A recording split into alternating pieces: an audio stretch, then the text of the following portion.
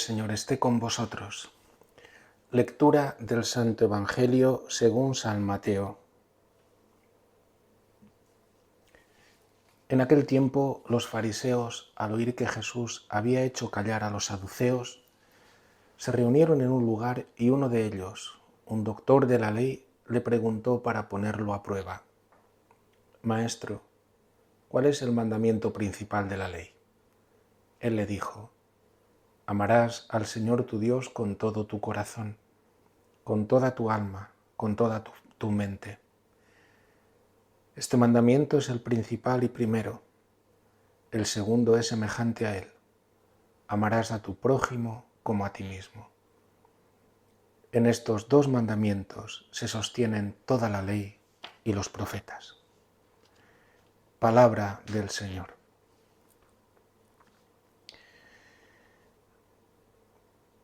Algo que se repite, queridos hermanos, en la Escritura es que Dios, el verdadero Dios, el Dios que se ha manifestado en la historia de Israel, el único, el Creador, este Dios, se repite, es un Dios que da la muerte y da la vida. En este orden, no dice lo que esperaríamos nosotros. Primero la vida y después la muerte. No. El Dios de la Biblia es un Dios que da la muerte y da la vida. Es un Dios que hace revivir, que devuelve la vida, que incluso a los muertos es capaz de devolverles a la vida. Así queda incoado ya en toda la Escritura, en el Antiguo Testamento, que Dios es capaz de hacer resurgir a los muertos, que Dios es el Dios de la resurrección. Solo si Dios nos hace resurgir, si nos introduce en un camino de muerte que conduce a la vida, y así nos va a introducir Jesús, Él es el camino, pero es un camino de muerte que conduce a la vida, entonces en este camino que conduce a la vida nos capacita para poder amarle por encima de todo y con todas las fuerzas, con todo el ser, y amar al prójimo. Pero para esto hemos de volver a escuchar hoy la primera lectura, esta lectura de Ezequiel, este texto precioso de esta visión en el que Dios le muestra al profeta toda una planicie y un valle, todo lleno de huesos, y le hace moverse entre ellos, de huesos y huesos secos. Y además le pregunta: Hijo de hombre, el profeta, ¿podrán revivir estos huesos? Dios es el Dios de la muerte y de la vida.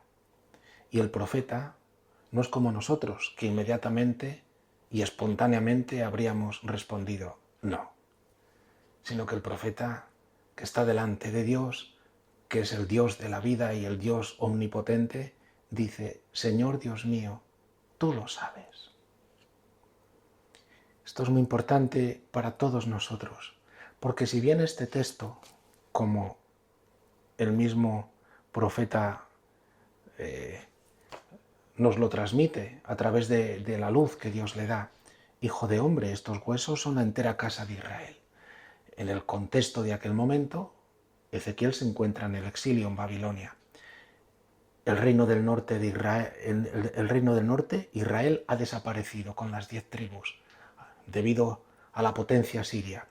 Y el reino del sur, lo poco que quedó de la tribu de Benjamín y la tribu de Judá, habían sido también llevados al exilio, la ciudad de Jerusalén destruida, el templo arrasado y lo más selecto de estas dos tribus habían sido llevados al exilio de Babilonia. El pueblo estaba completamente destruido. Era un pueblo muerto. El pueblo estaba sin esperanzas, agotado, sin ningún atisbo ya de poder volver a Canaán y sin ninguna esperanza de tener una vida mejor. De ahí que todo esto que ve en este valle son y representa al pueblo de Israel en su globalidad, dice el Señor, tanto del norte como del sur. y sin embargo yo seré capaz de darles de nuevo la esperanza, de devolverlos a la vida. Acontecerá a través de Ciro el Persa, cuando a través de aquel edicto en el 538 a.C. les permita volver a la tierra de Canaán y volver a reconstruir la ciudad y el templo en Jerusalén. También podríamos aplicar estas palabras a aquello que nos enseña Jesús, y es verdad. Jesús es la resurrección y la vida. Por eso en Juan, en el capítulo 5, dice que en aquel tiempo escucharán la voz del Hijo del Hombre, que es Él, y entonces los muertos volverán a la vida. En este caso es una resurrección espiritual. Esto lo hemos experimentado todos.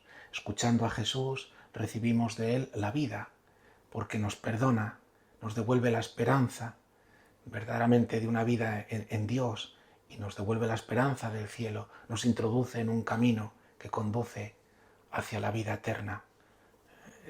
Hemos experimentado nosotros este renacer en Cristo, y en particular a través del bautismo, a través de la penitencia, del sacramento, de la confesión, a través también de la Eucaristía, a través de la comunión con los hermanos. Esta palabra viva en medio de la Iglesia nos ha devuelto de nuevo de la muerte que estábamos y estamos tantas veces por nuestros pecados, nos devuelve la vida. Y también dice Jesús, hablando de la resurrección final, los que están en el sepulcro en aquel entonces, por tanto los muertos, escucharán. Entonces escucharán la voz, serán llamados. Y los muertos volverán a la vida, resucitarán, todos resucitarán. Pero dice, unos para la vida y otros para el juicio. Esto significa para la condena, siempre nos pone en la tensión. Por eso también podíamos entender esta palabra profética de Ezequiel cumplida, y así es, en Jesucristo. Pero esta palabra viene a cumplirse hoy, solo tenemos un hoy, y viene a cumplirse en nosotros cada día. Hemos de poder penetrar cada vez más en este que dice, y conocerán que yo soy el Señor, comprenderéis que yo soy el Señor. Hemos de entender a Dios. Dios nos permite cada noche experimentar a través del sueño la muerte, y por la mañana un revivir, un volver a la vida, un volver a la luz, un poder nacer de nuevo. Por eso todas las mañanas hemos de darnos cuenta que somos huesos secos. Huesos secos los que estáis casados, hueso seco la mujer, huesos secos el marido, huesos secos los hijos, huesos secos los vecinos, huesos secos el jefe, huesos secos los trabajadores, y así podíamos continuar, huesos secos. Pero nosotros, si estamos en Cristo y somos cristianos, sabemos por eso que al levantarnos, para que estos huesos secos puedan tener de nuevo una unión, puedan unirse, puedan estar estructurados, puedan estar cada uno en su sitio, es necesario escuchar. Lo dice, estos huesos son la entera casa de Israel. Yo mismo abriré vuestros sepulcros. Y dice, profetiza a estos huesos, le dice al profeta. Es necesario la palabra. Huesos secos, escuchad la palabra del Señor. Por eso por la mañana lo primero que hace el cristiano es escuchar. Escuchar. Esto los monjes, los religiosos, las monjas, los sacerdotes tienen que conducir al pueblo a que todos los días necesitamos escuchar, para que los huesos, cada uno se ponga en su sitio. De nuevo haya una estructura ósea en nuestra vida. Y escuchar significa que obedezcamos. Lo primero que tenemos que hacer, si hoy escucháis su voz, ojalá que Dios nos hable hoy y podamos escucharle. Por eso lo primero por la mañana es escuchar, porque somos huesos secos. Nos tiene que poner Dios de nuevo, nos tiene que estructurar la estructura ósea. Esto a través de la obediencia, de la escucha. Por eso necesitamos fe. Y no es posible esto sin la oración. Por eso lo primero que hace el cristiano por la mañana es orar, ponerse de cara a Dios, para que es hablando y con su palabra nos estructure. Pero dice más, que van a tener tendones, porque es necesario que esta estructura se mueva. Es necesario que esta estructura se articule. Claro, todo es muerte y vida, porque para poder escuchar hay que obedecer, hay que obedecer. Es necesario que yo muera a mí mismo. Es necesario que para que estos huesos estén bien estructurados, yo reciba la palabra y la obedezca, que tenga fe en el Señor. Esto me reclama a mí morir para que en Él encuentre la vida, porque dice que es necesario que el Espíritu de Dios entre, y por eso va a entrar en los huesos a través de la oración.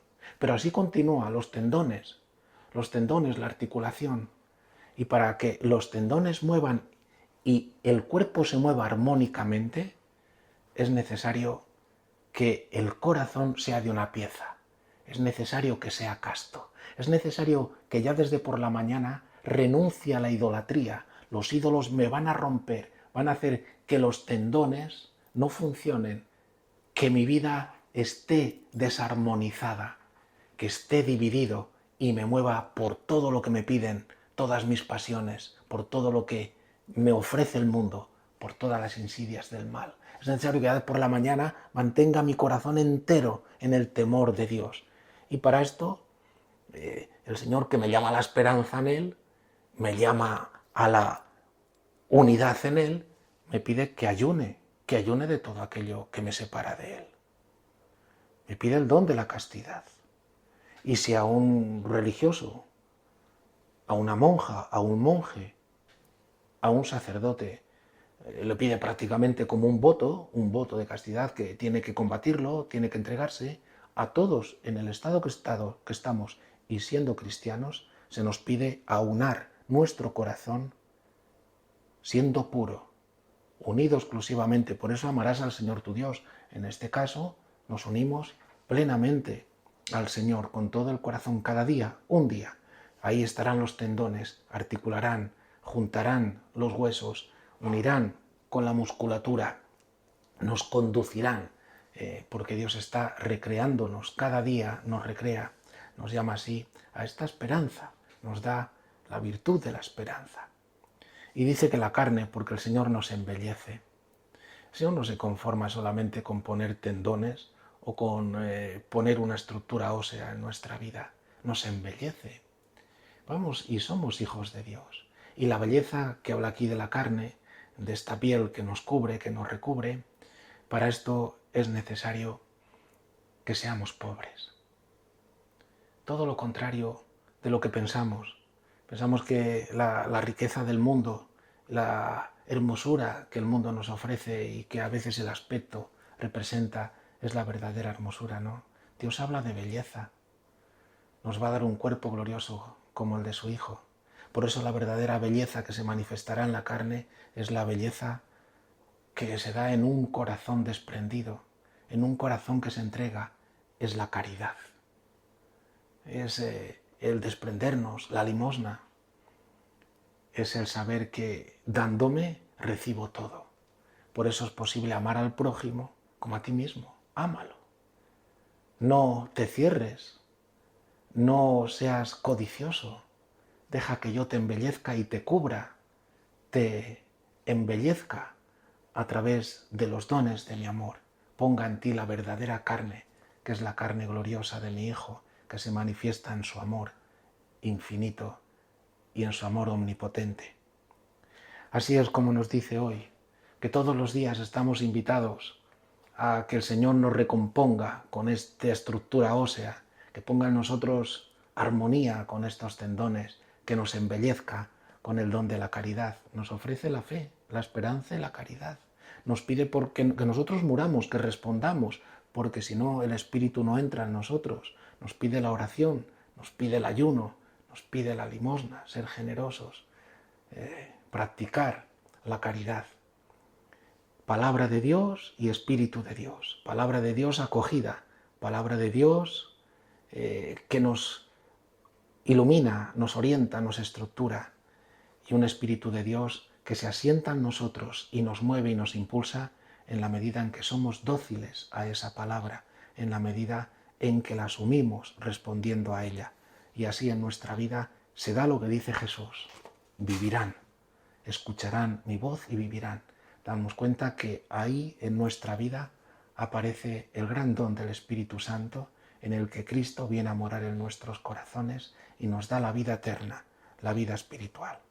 Que acojamos esta palabra y unos y otros nos ayudemos a caminar en este camino, que es un camino de muerte, pero es un camino que nos conduce a la vida y nos conduce a amar a Dios con todo el corazón, con todas las fuerzas, con toda la mente y amar al prójimo como somos amados por Cristo.